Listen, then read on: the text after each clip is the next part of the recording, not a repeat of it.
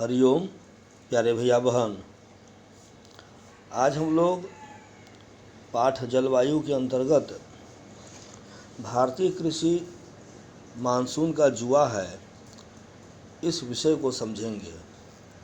प्यारे भैया बहन, मानसून जो हमारे देश में वर्षा का मुख्य कारक है, वर्षा कराता है और इसी से हमारे देश में सभी प्रकार के अनाजों का उत्पादन होता है। भारतीय अर्थव्यवस्था इसी मानसून पर आधारित होती है। अति प्राचीन काल से यह मानसूनी हवा भारत में वर्षा कराती आ रही है।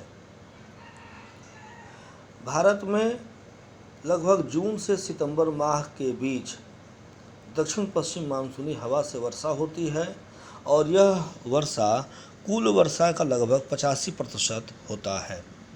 इसके अतिरिक्त शीतकाल में, ठंड के समय में पश्चिमी विक्षोभ के द्वारा लगभग 15% वर्षा होती है। प्यारे भैया बहन, भारत में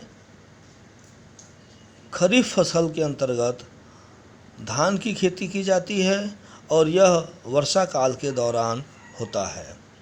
इसी प्रकार शीतकाल के अंतर्गत रबी फसल में गेहूं की खेती की जाती है। मुख्य फसल गेहूं होता है और यह पश्चिमी विक्षोभ से प्रभावित होता है।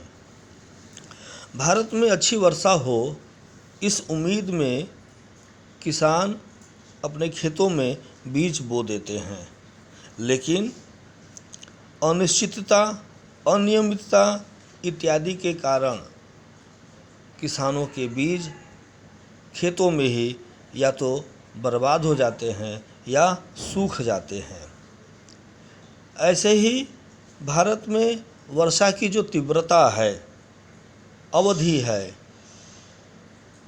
समय है, ये सब भारत में बाढ़ ला देता है या सूखा ला देता है या वर्षा के क्रम में परिवर्तन ला देता है। फिर अगला मुख्य बिंदु है भारत का जो भौगोलिक संरचना है।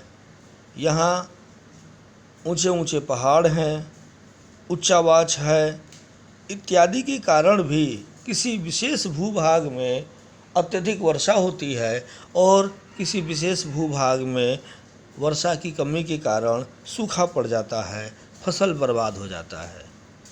कहने का तात्पर्य ये है कि किसान वर्षा पर ही आश्रित रहता है और अत्यधिक वर्षा होने के कारण फसल बर्बाद हो जाते हैं या सूखा पड़ जाने के कारण फसल सूख जाते हैं। दोनों ही स्थिति में किसान को नुकसान होता है और इस प्रकार से कहा जा सकता है कि इस मानसून के व्यवधान के कारण, वर्षा के व्यवधान के कारण किसान को बहुत ही नुकसान होता है।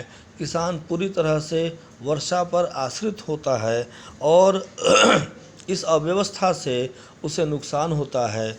इसी से कहा जाता है कि भारतीय कृषि मानसून का जुआ है। हम उम्मीद करते हैं कि आपको यह समझ में आया होगा। होमवर्क के रूप में आप इसे ही अपनी उत्तर पुस्तिका में नोट करेंगे। धन्यवाद।